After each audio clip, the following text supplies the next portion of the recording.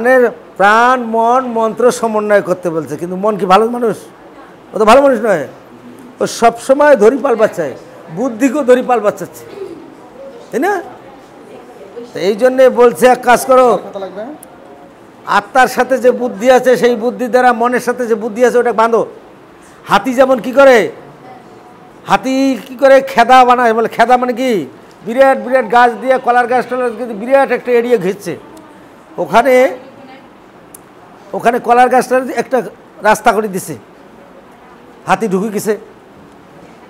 তারপর আস্তে খেদা খুলে মানে দরজা বন্ধ, ওখানে কলার গাছটা খাইছে খাইছে খাইছে খাওয়া দাওয়া কলার গাছ শেষ। তারপর নিস্তেজ হয়ে গেছে, ওইখানে একটা পোষা হাতি ঢুকে গেছে, মাহর ঢুকে গেছে। আস্তে আস্তে আস্তে ওই রকম খুঁটি দেওয়া আছে, বড় বড় গাছের গুড়ি, ওইখানে যাচ্ছে আর আস্তে আস্তে পায়ে বাঁধন, এইভাবে হাতিকে বশ করে। তো এইরকম মন হাতিকেও বশ করতে গেলে, আর মনের ওখানেই তো কামনা বাড়ি, কামনার বাড়ি কোথায়? ইন্দ্রিয়ানি মনোবুদ্ধি রস্য অধিষ্ঠান মুচ্যতে এ তোর বিমোহতি এসো জানো আবৃত্ত দেহিনাম। কি করতে হবে? ইন্দ্রিয় মন বুদ্ধি হলো কামের আবাসস্থল, তাই না?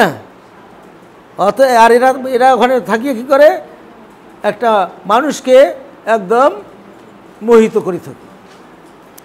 অতএব যদি এটা বশ করতে হয় তাহলে কি করতে হবে? আত্মার সাথে যে বুদ্ধি আছে সেই বুদ্ধি দ্বারা মনের সাথে যে বুদ্ধি আছে ওটাকে বাঁধতে হবে, তাইলেই কেবল এই কামরূপ দুরাসতকে জয় করা যাবে। এই কথা বলার পর তাহলে এইখানে কি বলছে? এবং বিবস্যতে যোগম প্রক্তবান অহমব্যম বিবস্বান মনোবিপ্রাহ মনোরিক্সা কবে অব্রবীত। তার মানে কি, আমি এই যোগের কথা কাক বলছিলাম? সূর্যকে বলছিলাম। আমি এই কলমটা কালকে বলছিলাম, এই কলমটা কি নাম তোমার? জয়ার হাতে দেখছিলাম। আমি একটা কলম জয়ার হাতে দেখছিলাম, আর আমি এই কলমটা জয়ার হাতে দেখছিলাম, কি ডিফারেন্স? এইটা।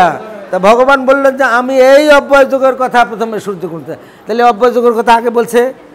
এই সেই কথা, কোন কথা? তৃতীয় অধ্যায়ের শেষ শ্লোক 43 নম্বর শ্লোক, ওই কথাটাই হলো ওই যোগ। কামরূপ দুরাসতকে জয় করার যে বাণী, যে নির্দেশ, যে পদ্ধতি, যে টিপস বা টেকনিক, এইটাই হলো সেই যোগ, এইটাই সেই অব্যয় যোগ। আর এইটা চিরকাল, এইটা বলছে আমি সূর্য কষলাম, সূর্য মনুক বলছে, মনু ইক্ষাকে বলছে, তারপর রাজাদের কাছে গেছে, রাজ ঋষিদের কাছে গেছে, একসময় ভুলে গেছে, আমি আবার সেই কথা বলতেছি। আর সনাতনী সঙ্গ মাঝতে এগুলো সব কি হয়েছে? গণ্ডগোল হয়ে গেছে, আবার গণ্ডগোল হয়ে গেছে। আবার এই সনাতনী সঙ্গ সেই যোগের কথা প্রচার করতেছে। আর সেই যোগের কথা প্রচার করবে যায় কি? এই যোগ কোথায় পাওয়া যাবে? এই যোগের কথা কোথায় কোথায় আছে? উপনিষদে আছে, বেদে আছে, কিন্তু এতগুলা। এই জন্য ভগবান নিজে কি করে দিছিলেন যে সর্ব উপনিষদ গাব, সব উপনিষদকে গাই স্বরূপ। বাসুরকেটা পার্থ হোটলায় আর চষে, তখন কি হলো? দুধ ভাণ্ড একেবারে ওলান ভর্তি হলো। দোয়াইয়া কেটা? কৃষ্ণ দোয়াই দিল। দুধ কি জিনিস? গীতা হলো দুধ। খায় কারা? খায় এই সনাতনী সঙ্গের লোকেরাই হলো দুধ খাওয়াইয়া। কি দুধ খাওয়াইয়া? গীতারূপ দুগ্ধ খাওয়াইয়া, উপযুক্ত খাওয়াইয়া হলো এরাই। এই জন্যেই দায় কার বেশি? সনাতনী সঙ্গের লোকের দায়টা বেশি, কারণ তারা ভগবানের স্বরূপ বুঝেছে, ভগবানের মন বুঝতে চাচ্ছে। ভগবান কইছে যে কি চায়? ভগবান কি চাইছে? আমার পূজা করবি, আমার সেবা করবি। সব দুনিয়া কি করলো? তার সেবা দিয়ে, কি দিয়ে সেবা দেয়? ফল দেয়, খিচুড়ি দেয়, পায়েস দেয়, এগুলা দিয়ে তার বলে সেবা দেয়। আরে তার সেবা দেয়, ওগুলো তো ওগুলো খাবে? ওগুলো খাবে না। কবলে যে ভাবগ্রাহী জনার্দন, ভাবটা আরে যে যেটা খায় না তাক দিয়ে কী হবে? আর খায়ও কি? এখানে যদি একটা ফটো থাকে, ফটোর খাদ্য কি হবে? তাহলে একটা ফটো দাও, ফটোর খাদ্য একটা ফটো দাও। একটা মূর্তি, তাহলে মূর্তির খাদ্য একটা কলা মূর্তি বানিয়ে দিয়ে দাও। আর জ্যান্ত ভগবান, জ্যান্ত ভগবান কি জ্যান্ত না মরা? চৈতন্য আছে নাকি? চৈতন্যের যত চৈতন্যের আধার হলো আমাদের ভগবান, চেতনার আধার হলো ভগবান। তাইলে তাকে কি খাবার দিতে হবে? মরা খাবার সে খাবে? তাহলে তার খাবারটাও চৈতন্য স্বরূপ হইতে হবে, চেতনা যুক্ত খাবার দিতে হবে। সে খাবার কে দেয়? একমাত্র সনাতনী সঙ্গের লোকেরাই সেই খাবার দেয়। এই জন্য তো ভগবানেরও কি দেয়? ভগবানও কেছে আমার খাবারটা ঠিক মতন দিবি। কি হয়? ঝগড়া কার সাথে বেশি হয়? অভিমান কার সাথে বেশি হয়? কথায় কথায় ঝগড়া লাগে কার সাথে? এই কাকলি আর এটা গেল কোথায়? ও আছে নিশ্চয়ই খাটার মাটার বাজে। কার সাথে বেশি বাজে? যারা আপনজন, যাকে বেশি ভালোবাসে তার সাথে বেশি খাটার মাটার হয়। তা ভগবানও সনাতনী সঙ্গের লোকদের যদি ভগবান ভালোবাসে, কাকে? মানুষের মধ্যে সবচেয়ে সনাতনী সঙ্গের লোকদের বেশি ভালোবাসে। যার ফলে এরা যদি ভগবানের মনোমতো কাজ না করে, অল্প একটু তেড়িবেড়ি হয়, ভগবানের গোসা ধরে যায়। ভগবান যাতে গোসা না হয় এই জন্য সনাতনী সঙ্গের লোকদেরকে বড় বড় কাজ করতে হবে। প্রতিদিন অন্তত পক্ষে একবার করে গীতা পাঠ করতে হবে। কেন করতে হবে? গীতা পাঠে ভগবান কি হয়? এই যে কইছে নচ তস্মাৎ মনুষ্যেষু কচ্ছিৎ মে প্রিয় কৃত্তমঃ ভবিতা নচ মে তস্মাৎ অন্য প্রিয়তর ভুবি।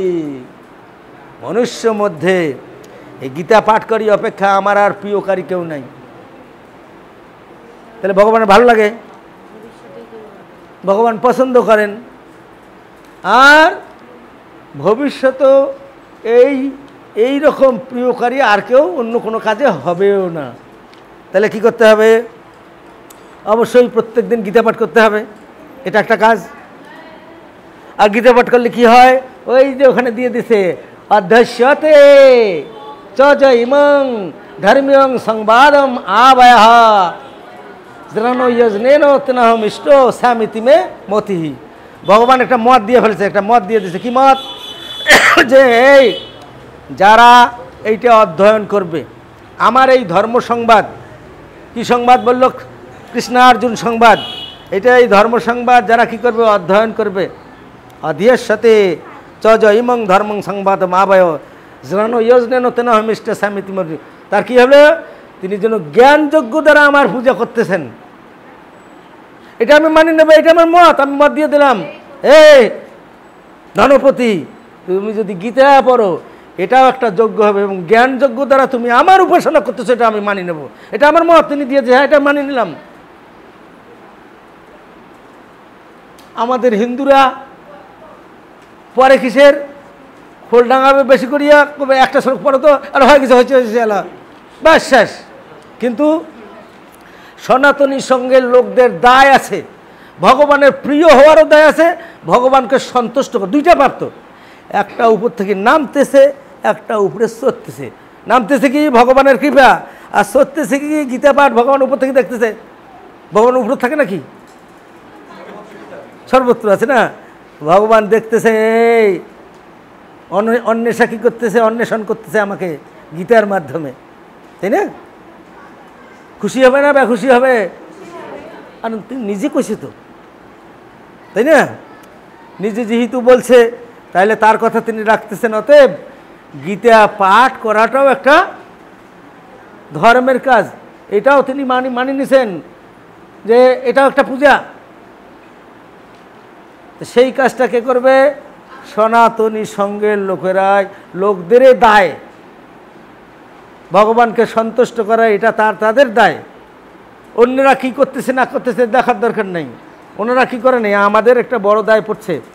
এবং এখন কি হলো, সেদিন বলছিলাম গীতা তো পড়লাম, ওই যে কথা, যদা যদা হি ধর্মস্য গ্লানির্ভবতি ভারত অভ্যুত্থানম ধর্মস্য, ধর্মের যখন অবুদ্ধ হবে তখন বলে ভগবান আবির্ভাব হবে কি, নাকি যখন অধর্মের আবির্ভাব হবে তখন? এই কথা এইভাবে যদি গীতা পড়া হয়, ভগবান কয় আরে কি করলে রে, আমি কই কি আর এরা কয় কি? ভগবান এতে কি সন্তুষ্ট হবেন না অসন্তুষ্ট হবেন? আরে এই দায়ের জন্যই তো সনাতনী সংঘের কর্মকর্তারা মনে হয়েছে এই যে এখানকার স্বদেশ বাবু, আমাদের স্বাধীন বাবুরা, আমাদের অমুক বাবু, সমস্ত লোকের একটা দায় পড়ে গেছে না, এই এলাকার অন্ততপক্ষে লোকদের একটা বড় মন্দির হয়েছে, এই মন্দিরের লোকদের আশেপাশে আমাদের দায় পড়ে গেছে ওদের যে এই এলাকার মানুষকে কী করতে হবে, বিশুদ্ধভাবে গীতা পাঠ শিখাইতে হবে। খালি এই এলাকার লোকদের, আর কোথার থেকে আসে আসুক, নাটক থাকি না হয় কাঁচা করলা নাই আনে, তাতে কি হয়েছে, ভবিষ্যতে আনবে, তাই না? আমাদের ধনপতি গাজীপুর থেকে না হয় গাজী ট্যাঙ্ক নাই আনে, তাতে কি হয়েছে, একটা দিতেই পারে তো, একটা গাজী ট্যাঙ্ক, একটা কোথায় উপরে একটা গাজী ট্যাঙ্ক দিতেই পারে। এখানকার ভদ্রলোকেরা একটু কী ধরবে, হাত ধুবে, পাও ধুবে, মুখ ধুবে, দিতেই পারে না, কোনো একটা ব্যাপার হলো। আমাদের সেই যাও রানী, ওখানে রানীর আবাসস্থল হাতিবান্ধিত হয়ে সেই সব জায়গার লোকের একটু আসছে, এখানে তার মনে হইতে পারে না এই এলাকার লোকজন যাতে পূজা করে, অমুক করে তমুক করে, তাদের জন্য আমি এটা সামান্য একটু ব্যবস্থা করে দিয়ে দেই, করতে পারে না? করতেই পারে। ওরে বাপ রে বাপ। আচ্ছা, ঘটনাটা কিন্তু এই, যদিও আমি হাসি হাসি বললাম, হাসি বললে বলে কি হয় জানো, একটা মিষ্টিও যদি এটা কচুর পাতের মধ্যে দেই তখন তোমার সন্দেহ হবে, আর একটা মাটির ঢেলাও যদি এত সুন্দর করে সাজিয়ে গুজিয়ে দেওয়া যায় প্লেটে টেলেটে একটা চামচ দিয়ে, তখন মনে হবে না না এটা মিষ্টি হবে। এখন আমার কথাটা হাসি হাসি বললাম, তোমাদের কতটুকু গ্রাহ্য হবে সেটা ভগবানই জানেন, তবে আমি হাসি বললেও এইটাই সত্য, আমাদের দায় পড়েছে, আমাদের কর্মকর্তাদের দায় পড়ছে। এখন এই দায়ত পড়ে গেছে তোমরাও, যেহেতু গীতাখান হাতত নিচ্ছ, নাই নেও নাই, পায় না, ভগবানও জানে এগুলো পায় না, এইবার তো পাওয়ার রাস্তায় পড়ে গেছো। এখন তো ভগবানও কান পাতি থাকবে, কই দীপ্তি পড়া পড়তেছে, কই ভগবানের কি একটা কান নাকি, একটা চোখ নাকি, যে না ওইটা খালি কাউনিয়ার দিকে থাকবে না, হাতিবান্ধার থাকবে না, তার হাজার হাজার কান, হাজার হাজার চোখ, একটা রূপসীর দেবে, একটা হলো হাতিবান্ধার দেবে, একটা এখানে দেবে, সব জায়গাতে তিনি আছেন, সাবধান। আচ্ছা, এই জন্যে আমি ক্লাস নিবে আসি না, পড়া হলো 1 আনা, ফেদলা হলো 15 আনা।